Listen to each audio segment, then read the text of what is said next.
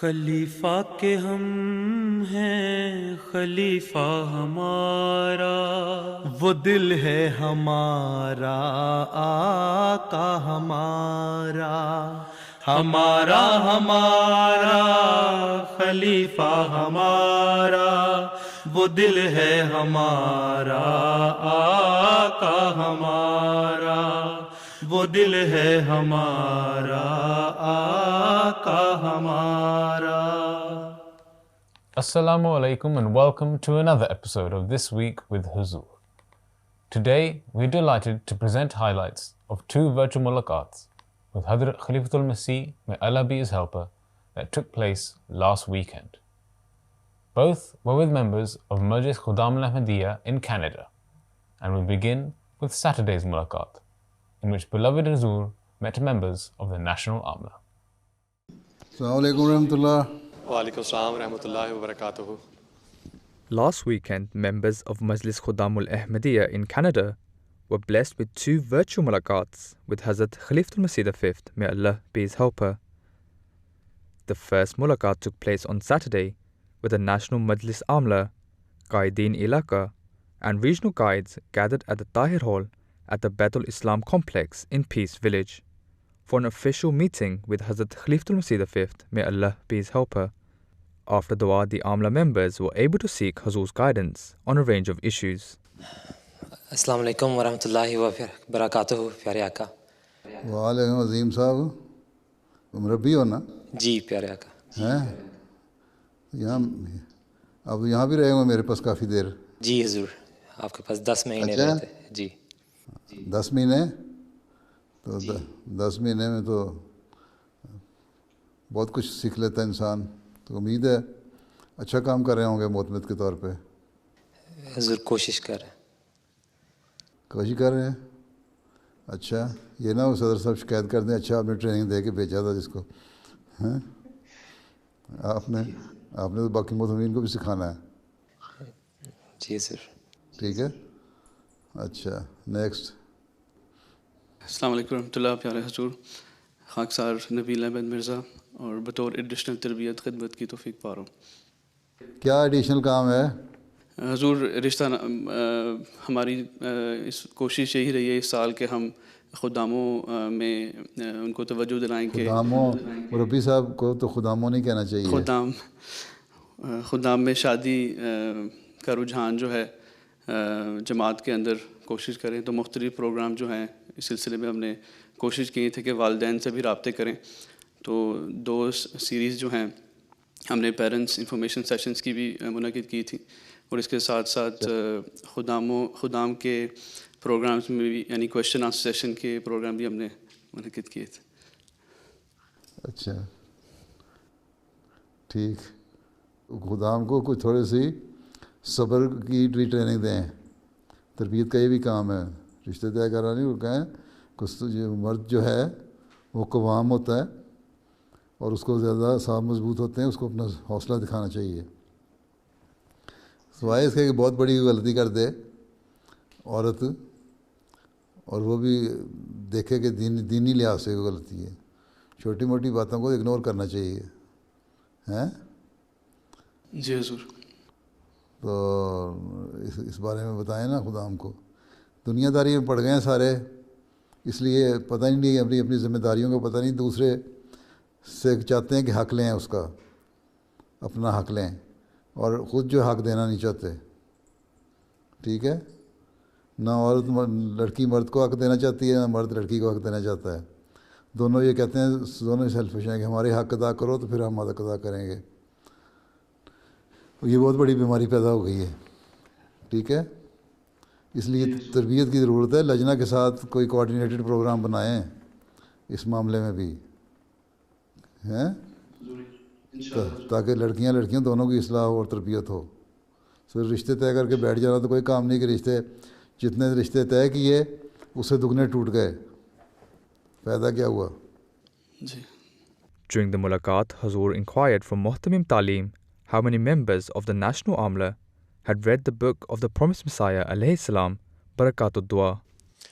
الحمدللہ حضور، ہمارے تمام نیشنل مجلس عاملہ نے یہ کتاب بھی پڑھی ہے اور اس کا کوئز بھی فل کیا ہے۔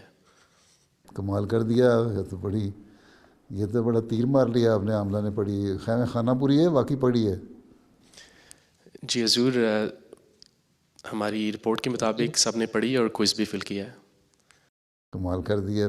پھر تو آپ کی عاملہ کو تو انعام ملنا چاہیے پھر دنیا کی عاملہ میں، اگر واقعی پڑھ لی ہے تو ہیں.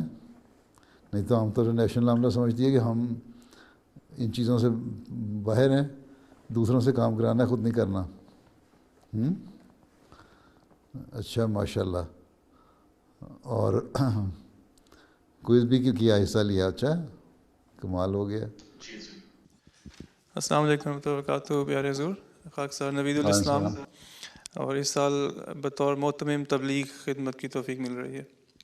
اچھا کیا وجہ ہے؟ کینیڈا میں تبلیغ کا شور زیادہ ہوتا ہے، پروگرام بھی اچھے ہوتے ہیں، لیکن بیتوں کی تعداد جو ہے وہ امریکہ میں بڑی زیادہ ہو جاتی ہے کینیڈا سے. ہر سال 2019 میں 2019 میں یہاں جو میٹنگ ہوئی تھی عمرہ کی، اس وقت میں نے امیر صاحب کو کہا تھا کہ بیتیں امریکہ کی زیادہ ہیں، اور 2021 میں بھی 20 میں بھی امریکہ کی زیادہ تھیں. اور اب اس سال جو ہے 2021 اس میں بھی امریکہ کی زیادہ ہیں، حالانکہ کام آپ کے زیادہ ہوتے ہیں. کیا وجہ ہے؟ جی حضور، ہماری طرف سے کچھ کمزوری ہے. آئی تھنک فالو اپ ہم نہیں کرتے. ہمارے پاس کانٹیکٹس تو بہت زیادہ آ جاتے ہیں، لیکن فالو اپ اور پھر ان کو بیت تک لے کے جانے میں جو ہے وہ چین بروکن ہے. دیکھیں اگر آپ کی جو طریقہ کار پرانا ہے وہ اگر صحیح نہیں رزلٹ دے رہا تو اپنی اسٹریٹجی چینج کرنی ہوگی. یہی ہوتا ہے نا آدمی کو. جب آج کل بھی میں جنگوں کے جو واقعات بیان کر رہا ہوں، ایک اسٹریٹجی ایک کمانڈر دیکھتا تھا کہ یہاں فتح نہیں ہو سکتی تو پھر اپنی چینج کر دیتا تھا، کوئی دوسری اسٹریٹجی جس سے ہم زیادہ بہتر رزلٹ لے سکیں. تو یہی حال آج کل ہے.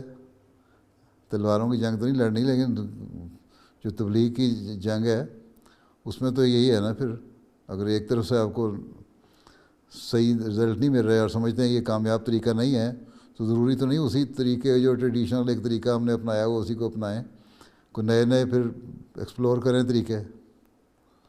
ٹھیک ہے کہ ان کو پھر کس طرح ہم اپنے ان نئے طریقوں سے زیادہ بہتر طور پہ تبلیغ کر سکتے ہیں اور لوگوں کے اندر جا سکتے ہیں اور لوگوں کو قائل کر سکتے ہیں.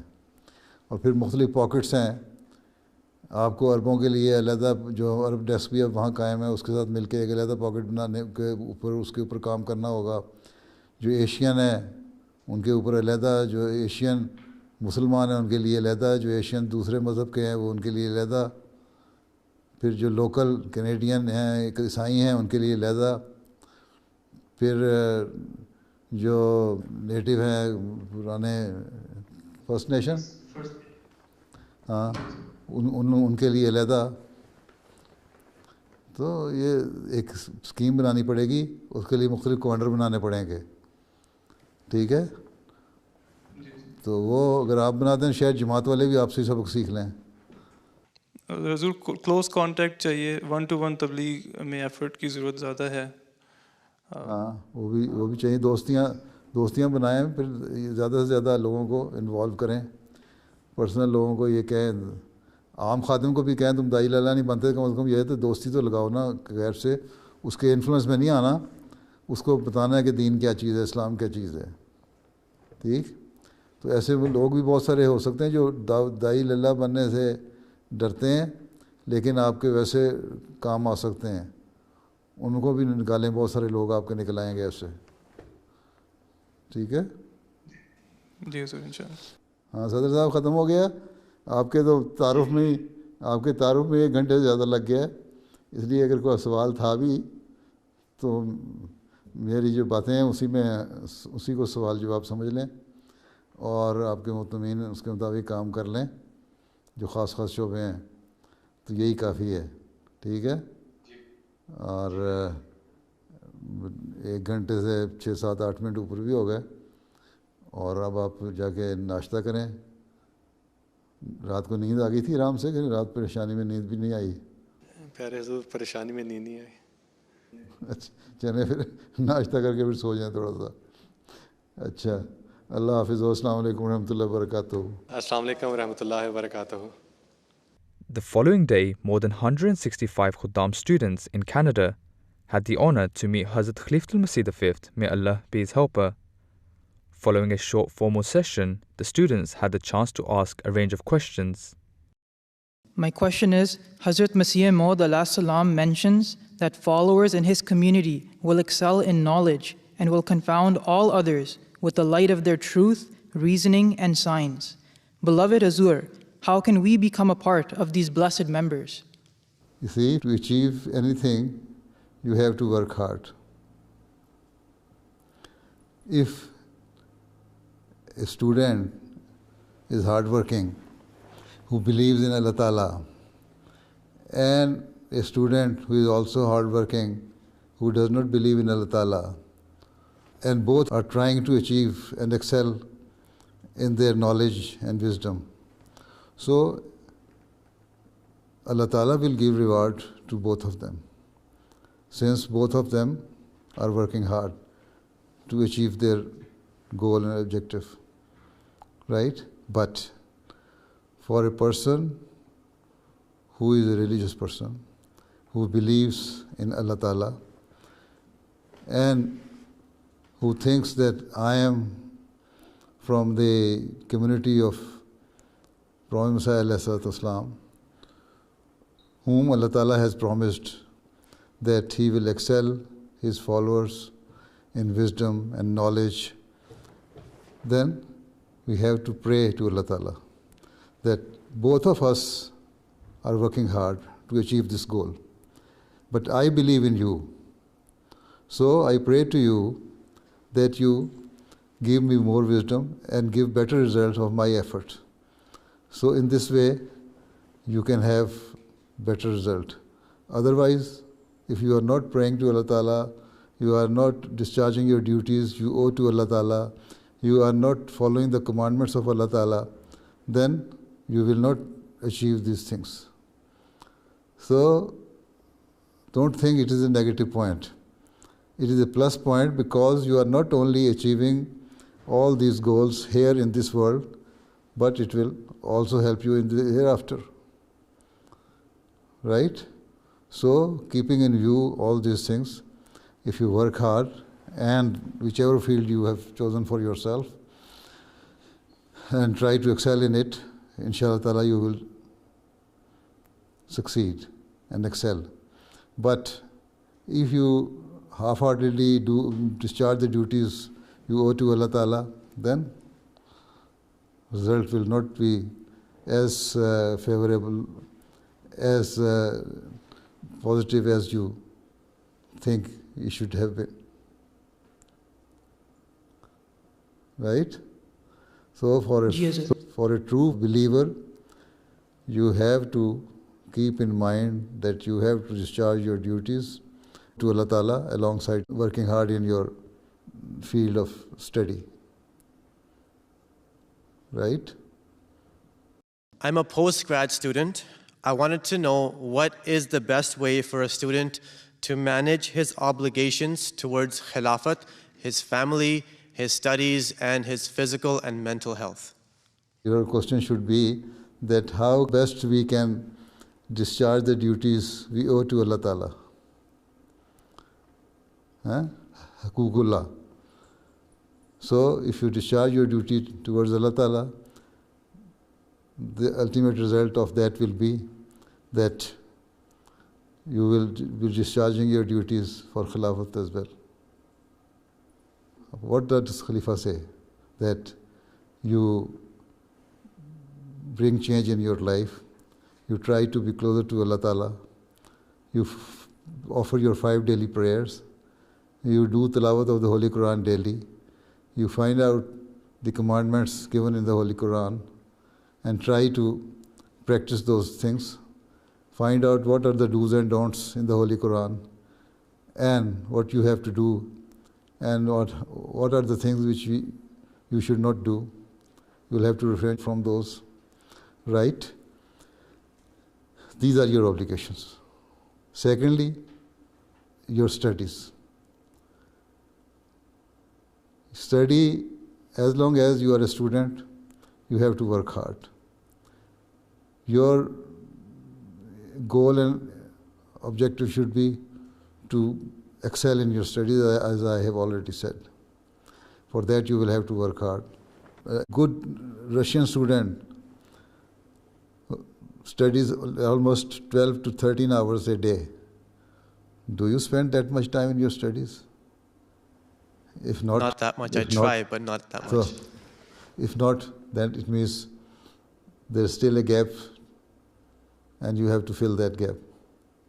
You have to work hard.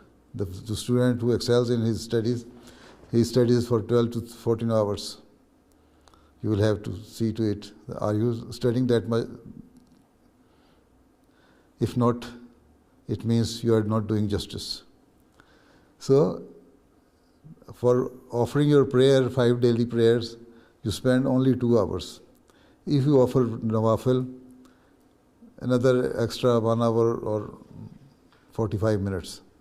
So, 3 hours, right? And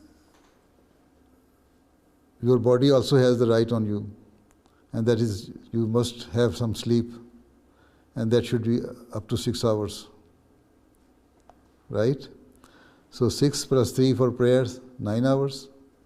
And if you are praying fervently for 3 hours, you are trying to pray as has been commanded to us by Allah Ta'ala, then if you work for 11 hours or 10 hours, even then it will be equivalent to the work or study done by a non-believer for 14 hours.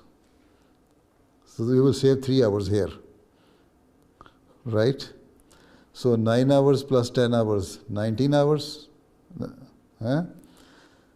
plus 1.5 hour for your eating and doing this and that thing. 20 hours, 30 minutes, then 1 hour outside games and play or any recreation. 21 hours, 30 minutes, right? And then give some time to your family, have a good chat with them, discussion and this and that thing, 1 hour, that is enough. 22 hours, 30 minutes. Then for studying, increasing your knowledge, general knowledge, 1 hour, 30 minutes to 1 hour. So in this, you have to do some time management. So if you manage your time in this way, that you will excel in your study, you will be discharging your duty towards Allah Ta'ala, and as a result, towards Khilafat, and to your religion, to your Jamaat. And on the weekends, you give some time to your Jamaat, Khuddam al-Ahmadiyya work. And then at the same time, spend weekend with your family members as well.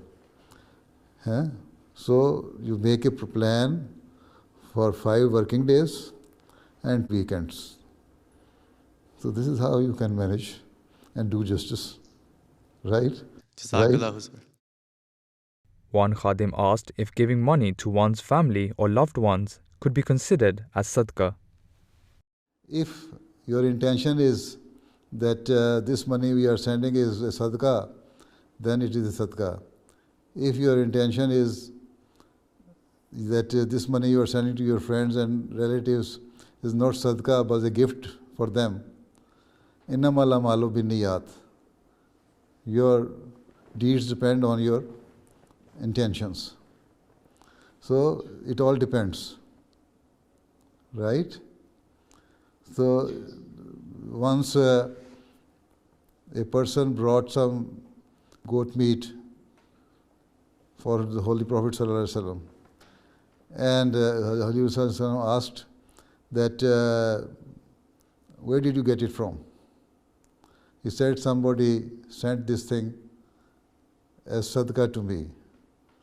And sadaqah is prohibited and not permissible for the prophets and even for the families of the prophets, right? Holy Prophet ﷺ said that it is a sadaqah for you But since you have brought it for me, you are not giving me sadaqah, you have brought for me to eat as a gift. So it is a gift for me, so I can eat it. So it all depends on the intention. Okay? You should be generous. Why should you give sadaqah to your relatives and friends? You give them gift if you want to help them. Right? Right? My question to you is, we as Qadam take a pledge in which we say, Deen over dunya. When we are doing Jamaat work, there comes a point when it's hard to balance school and Jamaat work. Which one should we prioritize at that point, Jamaat or school work? You see, as long as you are a student, you should give more time to your studies and give your weekends to the Jamaat. Right? Because after completing your education, you are going to be more beneficial for the Jamaat, more productive for the Jamaat than now. Right? So increase your knowledge, excel in your studies, complete your education, and after completing your education, then you can give more work to the Jamaat. But at present, you should do justice with your studies first, and then if you have spare time during the normal weekdays, you can give time to the Jamaat. Otherwise, you can give time at the weekends. Okay? But it does not mean that in the name of getting education, you just waste your time here and there gossiping and seeing nonsense and internets and some pornographies and this and that and say, I'm very busy in doing my job. You are not busy in that sense. So you have to see to it that whatever, honestly, what you are doing is for the sake of your studies, then well and good, do it first. And then second preference should be the Jamaat. But at the same time, I will give precedence my deen over dunya also means that wherever it comes, that somebody asks you that you should not pray 5 daily prayers, then you should know, I cannot do this thing. I cannot stop praying. And at the same time, while studying in the university, you should also give preference to your deen on dunya is that whenever prayer time comes, whether it is Zohr or Asr time, then you offer your Zohr prayer and Asr prayer, right? And then after that, start your studies again. So this is the meaning at present, that what are the obligations on you by Allah Ta'ala of His haqq, of His rights, then you have to discharge your rights towards Allah Ta'ala. And Allah Ta'ala says that you offer 5 daily prayers on time and if possible in congregation. But here in the university you cannot offer your prayer in congregation. Only if there are 4 or 5 MG students, you can join together and offer your prayer in congregation. Otherwise, whenever prayer time comes, first ask your professor and teacher that this is my prayer time, give me some 10 minutes so that I can offer my prayer, and then offer your Zohr and Asr prayer, and then come back and start your studies again. This is the meaning at present. You pray whenever there is prayer time and continue your studies after that.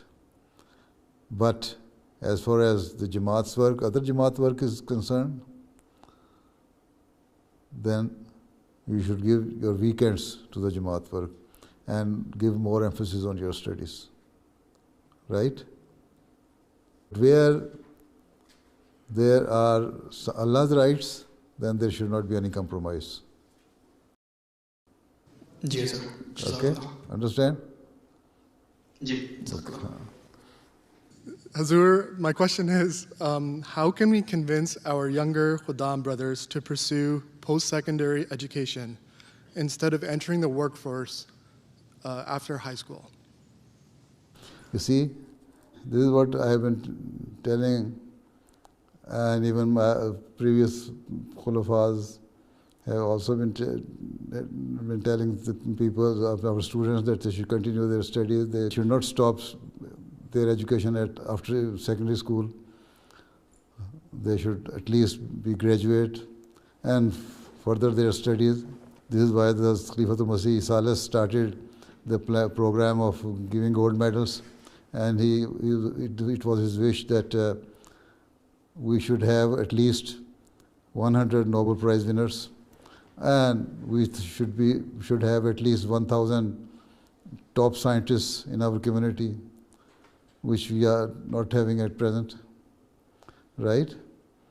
This is why Amur Talaba department has been formed here in the Khudamul Ahmadiyya and Secretary Talim in the Jamaat system to encourage the students that they should, instead of stopping their education after secondary education, they should continue, go into universities and further their studies. And even if they think they cannot go into research or some other science subjects or professional fields like engineering and medicine, then at least they should sit in the competition examination and go into the civil service. So at least we should have good number of civil servants in the governments. So in each and every field, an Ahmadi should be present. And for that, you have to encourage them. And this is why the Department of Amur Talaba was formed, that they should encourage the students. Even this is the job of the parents as well. If the parents are educated, they will ask their children to further their studies after completing their secondary school. Minimum education of an Ahmadi student should be graduation. And after that, he can choose different fields. Right? So, this is your duty. You are a young boy, you can encourage them. Inshallah, sir. Inshallah. Okay. Assalamu alaikum. Sajjad Sadar Sahab, Assalamu alaikum. Wa alaikum assalam. Wa alaikum assalam. Jazakumullah. Allah Hafizul Nasir ho sabka, Assalamu alaikum. Assalamu alaikum wa rahmatullahi wa barakatuh. Those were highlights from 2 virtual mulaqats that took place last weekend. We now end with our final segment, the Friday Sermon Summary. Hazrat Khalifatul Masih V, may Allah be his helper, continued with his series on the companions of the Holy Prophet Muhammad ﷺ in today's Friday sermon. Whilst narrating the incident of Hazrat Umar Radhiyallahu Anhu's martyrdom, Huzur mentioned his advice to the next Khalifa. لوگوں نے کہا امیر المومنین وصیت کر دیں, کسی کو خلیفہ مقرر کر جائیں. انہوں نے کہا میں اس خلافت کا حقدار ان چند لوگوں میں سے بڑھ کر اور کسی کو نہیں پاتا کہ رسول اللہ صلی اللہ علیہ وسلم ایسی حالت میں فوت ہوئے کہ آپ ان سے راضی تھے, اور انہوں نے حضرت علی, حضرت عثمان, حضرت زبیر, حضرت طلحہ, حضرت سعد اور حضرت عبد الرحمن بن عوف کا نام لیا اور کہا عبداللہ بن عمر تمہارے درمیان موجود رہے گا, لیکن اس عمر یعنی خلافت میں اس کا کوئی حق نہیں ہوگا. اگر خلافت سعد کو مل گئی تو پھر وہی خلیفہ ہو, ورنہ جو بھی تم میں سے امیر بنایا جائے وہ سعد سے مدد لیتا رہے, کیونکہ میں نے ان کو اس لیے معذور نہیں کیا تھا کہ وہ کسی کام کے کرنے سے عاجز تھے, اور نہ اس لیے کہ کوئی خیانت کی تھی. نیز فرمایا میں اس خلیفہ کو جو میرے بعد ہوگا پہلے مہاجرین کے بارے میں وصیت کرتا ہوں کہ وہ ان کے حقوق ان کے لیے پہچانیں, ان کی عزت کا خیال رکھیں. میں انصار کے متعلق بھی بھلائی کی وصیت کرتا ہوں جو مدینہ میں پہلے سے رہتے تھے اور مہاجرین کے آنے سے پہلے ایمان قبول کر چکے تھے. جو ان میں سے نیک کام کرنے والا ہو اسے قبول کیا جائے, اور جو ان میں سے قصوروار ہو اسے درگزر کیا جائے. اور میں سارے شہروں کے باشندوں کے ساتھ عمدہ سلوک کرنے کی ان کو وصیت کرتا ہوں, کیونکہ وہ اسلام کے پشت پناہ ہیں اور مال کے حصول کا ذریعہ ہیں اور دشمن کے کڑنے کا موجب ہیں. اور یہ کہ ان کی رضامندی سے ان سے وہی لیا جائے جو ان کی ضرورتوں سے بچ جائے. اور میں اس کو بدوی عربوں کے ساتھ نیک سلوک کرنے کی وصیت کرتا ہوں, یعنی آئندہ کے خلیفہ کو, کیونکہ وہ عربوں کی جڑ ہیں اور اسلام کا مادہ ہیں. یہ کہ ان کے اموال میں سے جو زائد ہے وہ لیا جائے اور پھر ان کے محتاجوں کو لوٹایا جائے. اور میں اس کو اللہ کے ذمے اور اس کے رسول صلی اللہ علیہ وسلم کے ذمے کی وصیت کرتا ہوں کہ ان کے عہدوں کو ان کے لیے پورا کیا جائے اور ان کی حفاظت کے لیے جنگ کی جائے اور ان کی طاقت سے زیادہ ان پر بوجھ نہ ڈالا جائے.